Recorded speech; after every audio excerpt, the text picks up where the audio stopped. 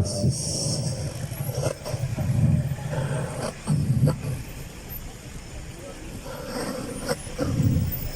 Nous vous saluons dans le nom puissant de Jésus. Chers frères et chères sœurs, nous venons de la part de Jésus. Nous venons vous parler de Jésus. Nous venons vous parler des temps de la fin. Nous savons le temps que le monde traverse aujourd'hui. Tous ensemble, nous savons que nous vivons les temps de la fin. Nous savons que nous vivons les temps de la fin. Nous voyons un peu tous les événements qui se passent aujourd'hui dans le monde. Ces événements qui montrent l'accomplissement des Écritures. Et nous venons ce matin pour vous parler de la part de Jésus. Nous venons pour vous parler de la part de Jésus. Après la résurrection de Jésus, les disciples étaient tout autour de lui. Et quand Jésus a été enlevé au milieu des disciples, deux anges ont paru devant eux, vêtus en blanc. Ils ont dit aux disciples que la même manière que Jésus est parti, c'est la même manière que Jésus reviendra. Mon frère, ma soeur, Jésus va revenir pour venir prendre les élus. Jésus revient pour venir enlever son église. Est-ce que tu es prêt? Est-ce que tu es prêt? Est-ce que tu as déjà accepté Jésus dans ta vie comme Seigneur et Sauveur personnel? Nous vivons les temps de la fin, ma soeur. Mon frère, nous vivons les temps de la fin. Les temps que nous sommes, ce n'est pas le moment où les gens doivent s'amuser. Ce n'est pas le moment où quelqu'un peut s'amuser. C'est le temps où chacun doit prendre conscience de Dieu. C'est le temps où chaque famille doit prendre conscience de Dieu. C'est le temps où chaque nation doit prendre conscience de Dieu. Tu peux négliger toutes choses pendant ta vie. Tu peux négliger toutes choses, mais ne fais pas l'erreur de négliger Dieu. Ne faites pas l'erreur de négliger Dieu. C'est Dieu qui nous a créés. C'est Dieu qui a permis que nous soyons sur cette terre. Et c'est même Jésus qui est parti ce jour. Jésus va revenir pour venir prendre les élus. Jésus va revenir pour venir prendre les élus. Il est temps de prendre conscience de Dieu en acceptant Jésus-Christ dans ta vie comme Seigneur et Sauveur personnel. Il s'est passé une histoire dans la Bible. Dans le livre de Genèse chapitre 7, la Bible dit que tous les hommes de la terre, leur corps s'était tourné vers le mal à l'époque de Noé. Tous les corps des hommes s'étaient tournés vers le mal. Et Dieu a décidé de détruire le monde de cette époque. Dieu avait décidé de détruire le monde de cette époque. Et Dieu a commissionné un homme. Dieu a dit à Noé de construire l'arche. Dieu a dit à Noé de construire l'arche. Et c'est dans cette tâche que les hommes devaient être sauvés. C'est dans cette âge que les hommes devaient être sauvés. Noé a commencé à construire l'arche. Noé a interpellé les gens de son époque pour venir contribuer même à la construction de l'arche. Mais personne ne s'est engagé dans la construction de l'arche, si ce n'est que sa famille. Mon frère, ma soeur, le temps est venu. Le temps est venu de ne pas négliger Dieu. Le temps est venu où Dieu est en train de préparer ses élus pour l'enlèvement. Le temps est venu où nous de construire l'arche. La Bible dit qu'il restait 4 jours. Il restait plutôt 7 jours.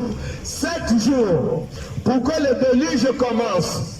il reste pour mon frère, il reste pour ma soeur, pour que l'élu, mais cette époque s'en foutait pas mal. Pour eux, c'était un sujet de péri. Comme aujourd'hui, l'évangile est prêché.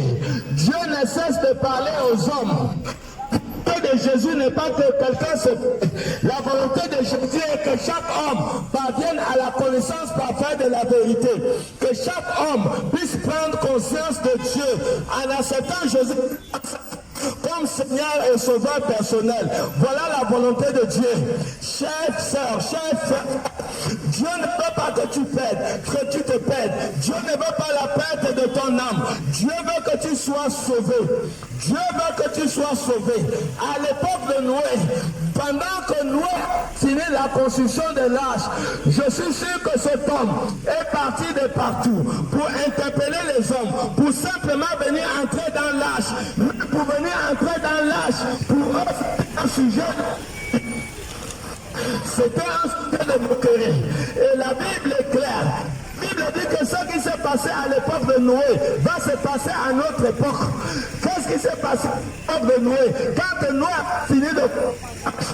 Noé a juste interpellé les hommes d'entrer dans l'âge, mais ils étaient tellement incrédules qu'ils s'en foutaient de Dieu.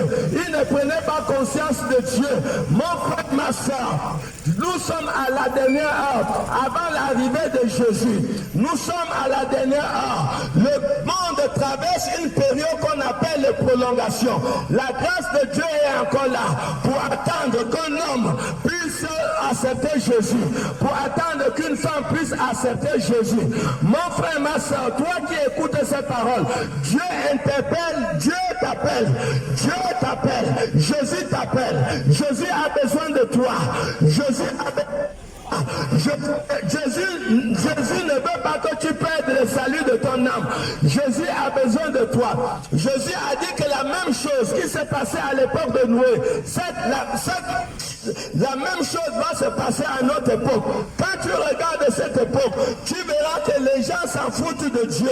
Les gens s'en foutent de l'évangile. Mon ami, mon frère, tu peux négliger toutes choses. Ne fais pas l'erreur de négliger Dieu. C'est Dieu qui t'a créé. C'est Dieu qui a mis en toi le souffle de vie, qui permet en sorte que tu te réveilles chaque matin. Et tu dois savoir que les hommes devront passer par le jugement de Dieu. Les hommes passeront par le jugement de Dieu. Le temps est venu, afin que chaque homme, le temps est venu, afin de prendre conscience de et dans sa vie comme Seigneur et Sauveur personnel. La Bible dit qu'à l'époque de Noé, les gens étaient en train de marier, les gens étaient dans le fait, les gens s'en foutaient de tout ce que Noé faisait. Et Jésus a dit que la même chose va se passer en ce moment, à notre période. Et quand nous regardons notre période, nous voyons que notre période ressemble à l'époque de Noé. Aujourd'hui, l'église, les hommes sont en train d'insulter l'église, les hommes sont en train de mépriser les hommes, les pasteurs. Mais ce n'est pas tous les pasteurs qui sont faux, ce n'est pas tous les hommes de Dieu qui sont faux. Nous vivons le temps de la fin. Jésus a prédit ce temps. Jésus a dit que pendant le temps de la fin, il y aura des pasteurs sataniques, il y aura des prophètes sataniques. Ce n'est pas tous les prophètes qui sont les faux prophètes. Il y a des vrais prophètes. Mais en ce temps de la fin, le Dieu devra envoyer ces gens dans un seul but pour détruire l'image de l'église. Alors, mon ami, mon frère, si quelque part, aujourd'hui, tu es parmi ceux qui méprisent l'église, c'est une erreur. Si tu es parmi ceux qui insultent les pasteurs, c'est une erreur. L'église est le corps de Christ. C'est le corps de Christ. C'est Jésus qui est parti. Ce Jésus va revenir. Il va revenir pour venir enlever les élus. Et nous ne faisons que faire notre part. La Bible a dit, et faites de toutes les nations des disciples. Et c'est ce que nous sommes en train de faire. Nous sommes en train de vous encourager, vous amener à comprendre. Nous vivons le temps. doit se tourner vers Dieu.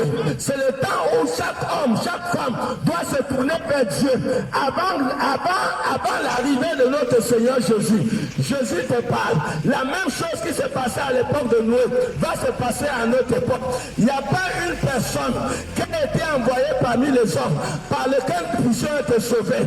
C'est le seul homme qu'on appelle Jésus, l'homme de Golgotha, celui qui a été cloué. C'est celui-là qui a été trouvé digne d'ouvrir le livre et d'en rompre le sceau. C'est à celui, c'est par lui que tout homme doit être sauvé. La repentance les hommes doivent être pardonnés par son nom. Le pardon s'obtient par le nom de Jésus-Christ. La grâce et la miséricorde par le nom de Jésus. Le salut s'obtient par le nom de Jésus. Jésus te parle. Nous vivons le temps de la fin. Jésus arrive. Jésus arrive. C'est le temps où tu dois prendre conscience. Prends conscience de ta vie. Ne néglige pas ses paroles. Ne néglige pas ses paroles. Jésus t'appelle. Jésus t'appelle. Jésus a besoin de toi. Jésus a besoin de toi, mon frère. Jésus a besoin de toi, ma soeur. Ça va te servir à quoi? Que le dernier jour, tu pars et tu vas rater le salut de ton âme. Ça te servira à quoi?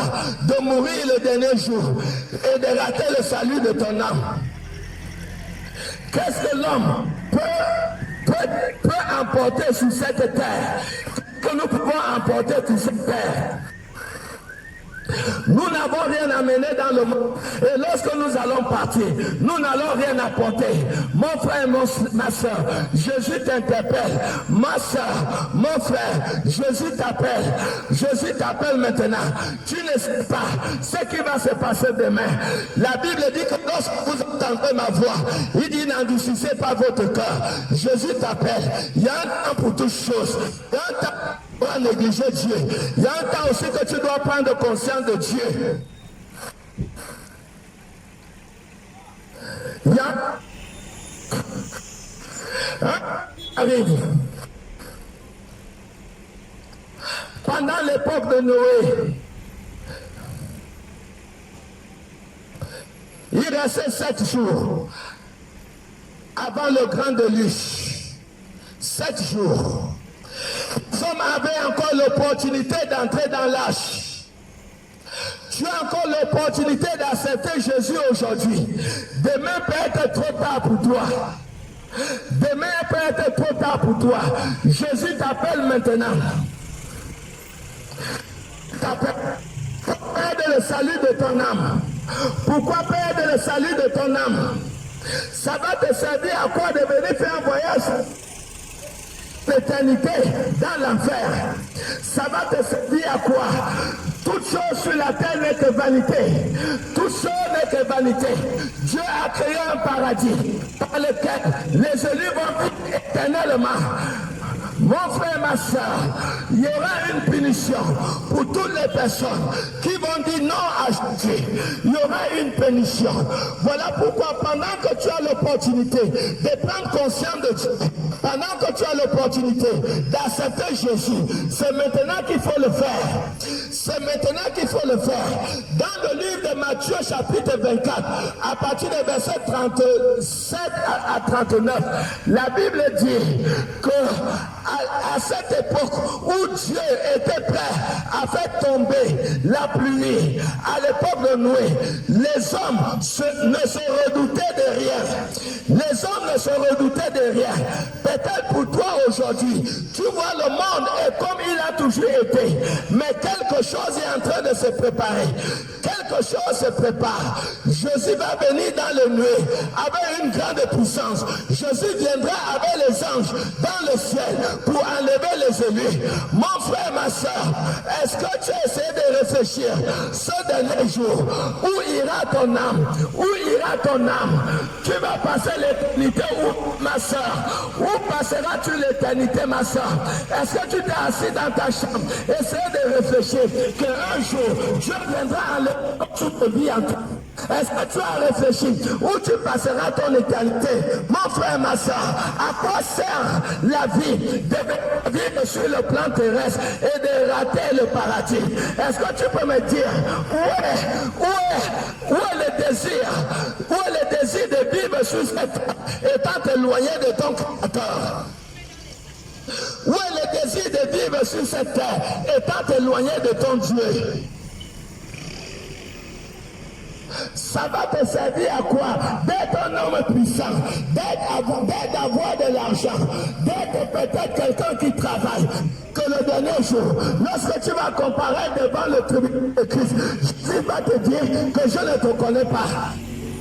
Ça va te servir à quoi? Je n'ai jamais vu quelqu'un qui meurt, qui amène son argent en banque tombe. Mon frère, ma soeur, est-ce que tu as pensé à ce dernier jour? Ce dernier jour, quand Dieu viendra pour enlever son souffle de vie en toi, tu peux être quelqu'un de puissant aujourd'hui, puissant financièrement, puissant matériellement, mais tu dois savoir qu'un jour, Dieu viendra prendre ce qu'il t'a donné. Dieu viendra pour prendre le souffle qu'il a mis en toi. Est-ce que tu te posais la question? Quelle est la route que tu vas prendre? Parce qu'après la mort, il y a le chemin qui mène au paradis. Il y a le chemin qui mène en enfer. Ma soeur, mon frère, la vie commence après la mort. Passeras-tu ton éternité? Tu vas permettre que les choses terrestres puissent t'empêcher d'obtenir la vie éternelle. Mon frère, ma soeur, il faut bien réfléchir. Pendant que tu es vivant, ne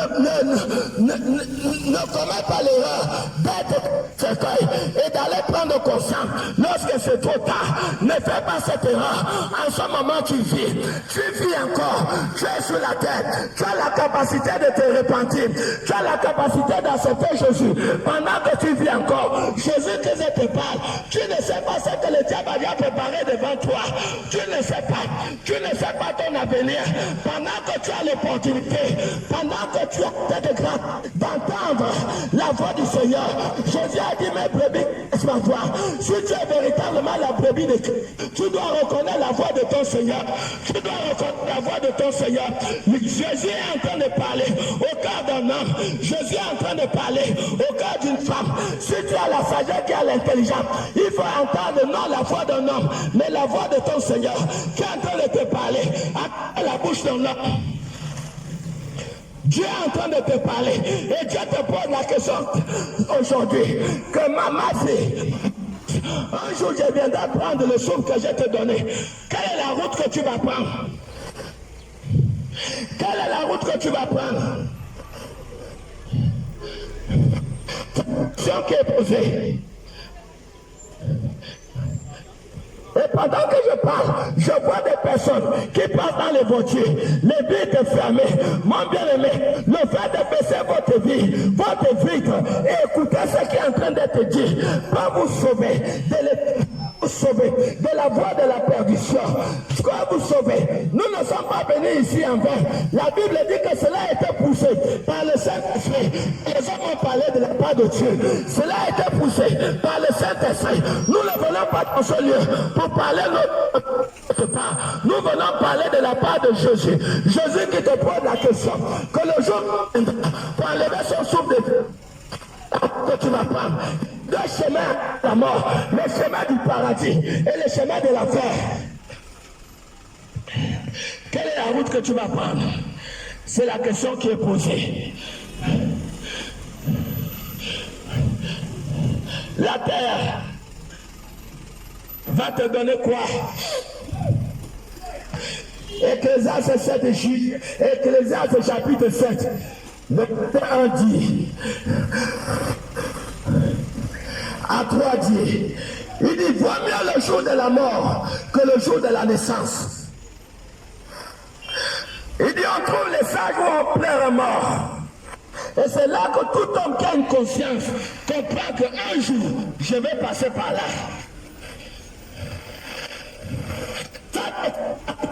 D'être sur cette terre et tu sais qu'un jour tu vas partir.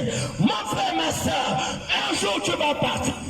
La vie commence, je le répète encore, la vie commence la mort vers l'éternité. vanité. Tu vas passer ton éternité où? Dans le bonheur au ciel ou dans le malheur, dans les flammes de feu. Mon ami, si tu penses que c'est... Tu penses que c'est des histoires. Je te donne un conseil. Le conseil que je te donne, ne meurs pas. Si tu fais l'erreur de mourir sans avoir raconté Jésus, tu vas découvrir. Tu es en train de te prêcher maintenant. Tu vas l'écouter. Mais ça serait trop tard. Ça serait trop tard. Parce qu'un jour, tu seras dans le cercueil. Mais mon ami, je te parle. Avant d'arriver dans ce lieu, préparer ta vie, de résoudre ton problème, d'abandonner le péché. Aucun pécheur ne va aller au paradis. C'est maintenant, pendant que tu vis, que tu dois prendre conscience d'accepter Dieu. Accepte Dieu, mon frère. Accepte Dieu, mon frère. Les milliards, les millions ne vont t'amener nulle part. On n'a jamais enterré un riche avec ses millions dans le cercueil. Vanité de vanité. Tout est vanité. Tout est vanité, mon frère. Tout est vanité. Jésus te parle.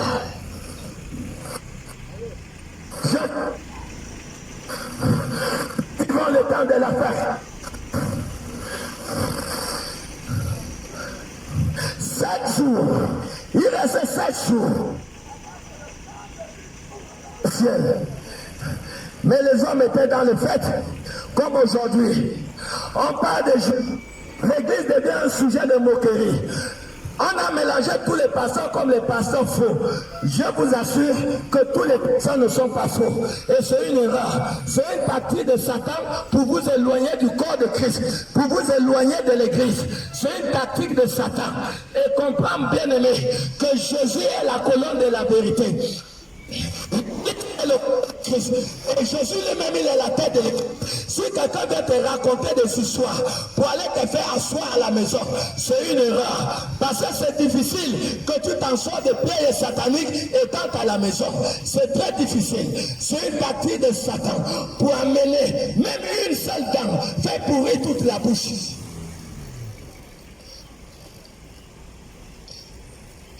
Ils étaient dans les fêtes. Alors que le déluge était prêt à tomber. Nous voyons Jésus, ton petit. Nous le voyons accomplir de Dieu. Tout ce que Jésus a prédit, nous le voyons s'accomplir. Est-ce que ça c'est une heure que quelqu'un s'amusait avec son Dieu? Même si quelqu'un est puissant comme ça, mais un jour, Dieu viendra enlever son souffle de vie en toi. Après la mort vient le jugement. La mort appelle chaque homme et chaque femme à la... Je me répète, mais je suis en train de dire que lorsque quelqu'un meurt, la mort appelle chaque homme, chaque femme à la barre. Si tu penses qu'aujourd'hui tu insultes l'église, aujourd'hui tu méprises les pasteurs, mais le jour que tu meurs, tu vas comparaître devant le tribunal de Christ et tu devras rendre compte par rapport à ta vie. Personne ne pourra échapper le jugement. Seuls les élus de Dieu. Seuls les élus de Dieu.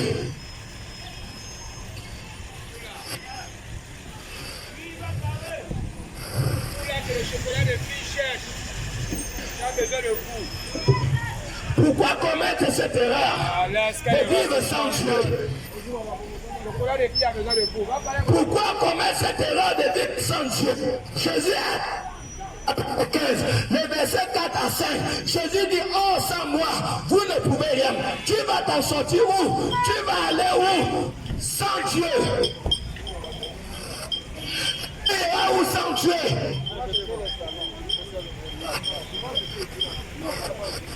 Dieu s'est examiné. C'est tellement dans la famille. De chercher la soupe. Ne sais-tu pas que 80% des personnes sont tuées par les sorciers? Ne sais-tu pas que la sorcellerie tue plus que la politique?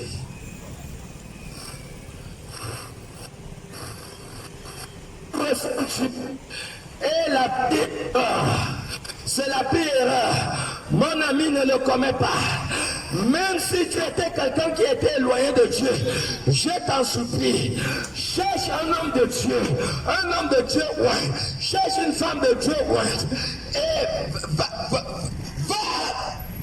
te réconcilier avec ton Dieu à travers cet homme de Dieu ou cette femme de Dieu. Va te réconcilier avec Dieu avant qu'il soit trop tard. Réconcilie-toi avec Dieu avant qu'il soit trop tard.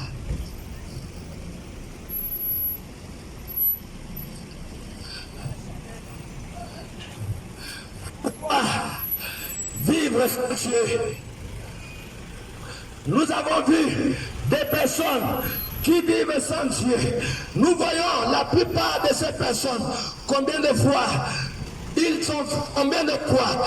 leur vie et leur famille connaissent des troubles. À cause de quoi? À cause de leur éloignement de Dieu. À cause de leur éloignement de Dieu, leur famille connaît des troubles, des difficultés et la souffrance. Jérémie 2,19 dit que c'est une chose amère et mauvaise d'abandonner l'Éternel ton Dieu. Si tu abandonnes Dieu, tu comptes sur quoi? Tu comptes sur quoi? Même une voiture fait l'assurance pour sécuriser l'avenir de la voiture. Mais toi, tu sais que tu vis au milieu de la sorcellerie. Quelle est la famille aujourd'hui? Qu'on peut dire qu'il n'y a pas la sorcellerie. Alors, quand est-ce que tu vas comprendre que tu dois sécuriser ta vie, sécuriser la vie de tes enfants, de ta petite famille, en mettant Jésus au centre de ta maison? La seule sécurité de la vie, ce n'est que Dieu. Et c'est pour cela que Somme 91 va dire, celui qui habite à l'abri du Très-Haut repose sur l'homme du Dieu Tout-Puissant. Celui qui habite à l'abri du Très-Haut repose sur l'homme du Dieu Tout-Puissant. La seule et la meilleure sécurité, ce n'est que celle qui vient de Dieu. Ce n'est que celle qui vient de Dieu. Somme 34, le verset 8, dit que l'ange de l'Éternel campe auprès de ceux qui craignent Dieu. Alors comment penses-tu avoir le bonheur? Comment penses-tu rester en t'éloignant de ton Créateur? Ma soeur, mon frère, c'est un malheur de vivre en étant éloigné de ton Créateur. Dieu ne t'a pas créé d'être seul. Nous avons été créés pour être unis à la personne de Jésus. Tu as été créé pour être uni à Dieu. Tu ne peux jamais t'en sortir sur cette terre. Il y a les démons partout. Il y a des esprits partout. Leur spécificité, c'est de détruire, égorger et dérober. C'est pour cela que vous pouvez voir votre mortalité est élevée aujourd'hui. Parce que le mal est élevé. Quand le mal est élevé, alors il y a la mortalité. Voilà pourquoi aujourd'hui, Jésus dit, lorsque vous entendrez sa voix, n'endurcissez pas votre corps. Si tu reconnais la voix de ton Seigneur, maintenant, bien aimé, c'est le moment qu'il faut prendre conscience de ton Dieu. Dieu te parle, Jésus te parle. C'est maintenant qu'il faut prendre conscience de ton Dieu. Ne renvoie pas demain. Tu ne sais pas les plans que l'ennemi a déjà fait dans ta vie. C'est maintenant, pendant que tu as l'opportunité d'accepter Jésus, c'est maintenant que tu dois prendre conscience de Jésus. Accepte Jésus pour protéger ta vie, protéger tes enfants lorsqu'ils vont à l'école. Accepte Jésus pour que les anges de Dieu soient avec tes enfants lorsqu'ils vont à l'école. Accepte Jésus pour que le jour que tu meurs, tu puisses être sauvé. Accepte Jésus pour le salut de ton âme. Acte 16:31, dans l'Esprit se dit, si tu crois au Seigneur Jésus, tu seras sauvé toi et ta famille. Si tu crois à Jésus, tu seras sauvé toi et ta famille. C'est maintenant qu'il faut prendre conscience de Jésus. Demain peut être trop tard. Accepte Jésus maintenant. Demain peut être plus tard. Le seul bonheur de la vie, la raison de la vie est de marcher avec ton Créateur. Marche avec ton Dieu, ma soeur. T'éloigne pas de ton Dieu. Tu te es loin de ton Dieu, tu as fait un choix et tu dois assumer les conséquences demain. À chaque abandon de Dieu, il y a des conséquences. Les premières conséquences, c'est la mortalité dans la maison. Romains 6, 23 dit, car le salaire du péché, c'est la mort. Mais les dons gratuits que Dieu donne, c'est la vie éternelle manifestée en Jésus. C'est maintenant, ma soeur, si tu veux protéger la vie de ton enfant, c'est maintenant. Accepte Jésus, prends conscience de Dieu, abandonne les mauvaises foi, abandonne l'idolâtrie, abandonne toutes choses qui vont te rendre devant Dieu. C'est maintenant que tu dois prendre conscience. Ça va te servir à quoi? D'avoir beaucoup d'argent. Et le jour que tu meurs, tu vas en enfer. Il faut réfléchir pour le fois. Mon frère et ma soeur, l'argent et les matériels, ce n'est que la rouille, ce n'est que l'argent, ce n'est que vanité. Parce que quand le feu va descendre du ciel, le feu va consumer les maisons, le feu va consumer toutes choses sur la terre. La terre présente est réservée pour être consumée par le feu. C'est ce que 2 Pierre, chapitre 3, le verset 7 dit. La terre d'à présent est réservée d'être consumée par le feu. Mon frère, ma soeur, tous les biens des hommes, un jour, seront brûlés par le feu. Mais ça va te servir à quoi? De disparaître de cette terre. Tu n'amènes rien et de rater le paradis. Tu as réfléchi? Ça va te servir à quoi? Tout tes biens vont rester. Tu ne vas rien amener. Tu n'amèneras rien le dernier jour. Tu ne vas rien amener. Quelle erreur pour un homme sans son créateur. Quelle erreur pour une femme de vivre sans son Dieu. Tu vis sans Dieu. La première chose que l'ennemi va faire, il va envoyer des esprits pour détruire ton foyer. Il va amener des esprits pour détruire ton argent. Essaie d'imaginer. Disant que tu travailles. Est-ce que tu as construit? Qu'est-ce que tu as fait avec ton argent? Mais il faut réfléchir. Quand tu es avec Dieu, l'ennemi vient voler ton argent. Quand il sait que c'est la fin du mois, il te fait tomber malade. Il fait tomber les enfants malades. Il fait tomber tout le monde malade à la maison. Dans un but, pour que ton argent que tu as pris, que cet argent soit dilapidé. Bien aimé, comprends bien que c'est un malheur de vivre sans Dieu. Quand tu vis sans Dieu, tu auras que des malchances dans la vie. Tu auras que des échecs. Tu auras que des déceptions. Et c'est ça le problème. Dieu n'est pas mal un homme. Dieu est venu.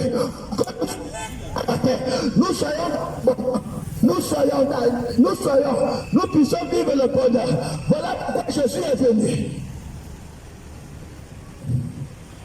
Jésus est pour ton bien. Mon frère, tu es un être humain. Tu es un être humain. Tu as le souffle de Dieu. Pour toi, tu n'as rien à foutre avec Christ. Tu n'as rien à foutre avec Dieu. Mais mon ami, le jour où tu vas raconter le Dieu que tu as méprisé pendant que tu vivais. J'essaie de me répéter. J'ai dit que toi, tu es une femme. Toute vie que Dieu t'a donnée pendant ta vie, tu méprises Dieu, tu méprises l'église. Toi et ton enfant, vous êtes à la maison. Tu dis non. Pardon, ne partez pas là-bas. Tu livres toi-même en enfer et tu livres toute ta famille en enfer.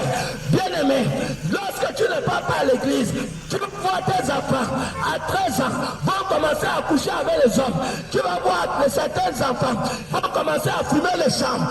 Est-ce que c'est normal qu'une maman qui paye une maman qui paye le manioc, elle paye la scolarité de son enfant en vendant le manioc au marché. Et un jour, il voit à la télé, au lycée technique, son enfant, qu'elle souffre pour vendre le manioc, pour payer la scolarité. Il voit son enfant sur les manguiers, derrière le lycée technique, en train de fumer le chanvre. Alors que les autres sont en classe, elle n'avait jamais su que cet enfant, quand il part à l'école, il va pour fumer le champ avec ses amis. Bien aimé, ce sont des conséquences. C'est des conséquences. Je le répète encore une fois. J'ai donné ce témoignage l'autre jour où j'ai prêché. Je vous donne un témoignage. Nous avons un frère. Si tu as la sagesse, si tu as les oreilles, mon bien-aimé, ouvre bien les oreilles pour écouter ce témoignage. Nous avons un frère. Ils sont nés dans le ventre de leur... Ils étaient 16. Une femme a enfanté 16 enfants dans son ventre. Mais actuellement, aujourd'hui que je vous parle, 12 sont dans la tombe. Mon frère et ma soeur, 12 sont dans la tombe. Ils sont restés à 4. Cette femme a enfanté 16 enfants, mais 12 sont dans la tombe. Voici les conséquences de marcher sans Dieu. Aujourd'hui, on te parle de Dieu. Quand cette maman, si on l'avait dit, avant qu'elle enfant, qu'elle va faire 16 enfants, et que 12 seront enterrés, elle n'est pas quoi. Mais elle a fait l'erreur que beaucoup de pères, beaucoup de mères, vos enfants sont petits, vous les amenez par l'église, laissez imposer. Si vous ne leur donnez aucune éducation, le monde va les instruire de sa manière. Et voilà pourquoi c'est une chose, mère, de mener une vie sans Christ. Tu mènes ta vie, vous ne priez pas. Vous n'allez pas à l'église et tu penses avoir le bonheur dans ta maison. Que va devenir tes enfants? Que va devenir tes enfants demain? Tu vas réfléchir. Moi-même que vous voyez là, j'étais un fumeur de chambre, j'étais un voleur, j'étais un idolâtre. Et est-ce qu'un jour, j'avais pensé que j'allais venir prêcher la parole de Dieu? Mais moi, voici au camp. Qu'est-ce qui m'a changé? Qu'est-ce qui m'a changé? Sur le fait que tu allais à la rencontre de Jésus. J'ai affaire de moi que vous voyez, je fumais le chanvre hier, mais moi, l'église m'a changé, les hommes de Dieu m'ont changé. Quand j'étais dans le monde, quel est le commissariat qu'on m'avait pas enfermé? On m'a enfermé partout, à la PJ,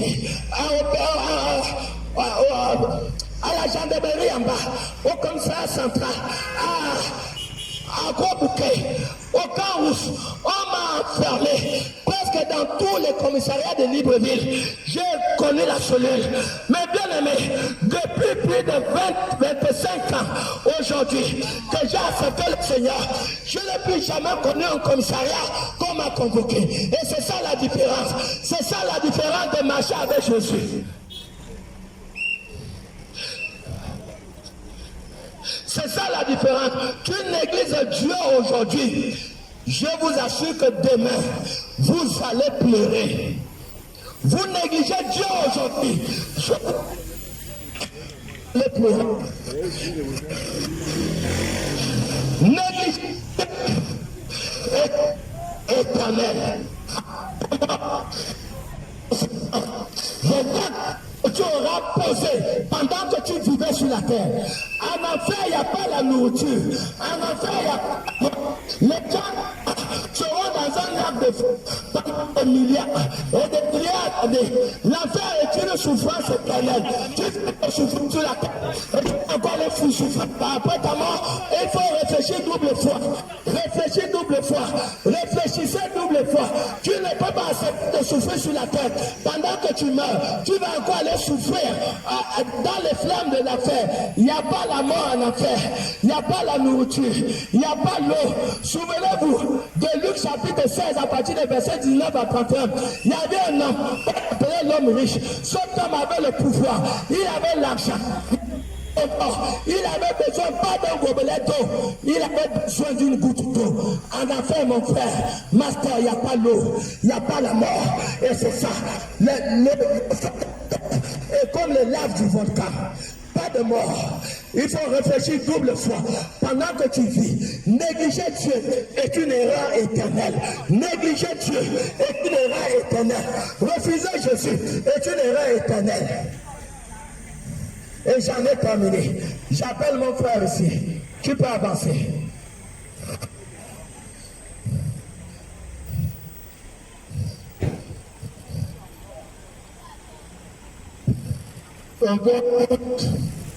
Quelqu'un que vous avez dit, s'arrête.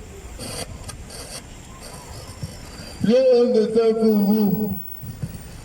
Le détail que pour vous, Porque qu'est-ce que tu vas dire que tu feras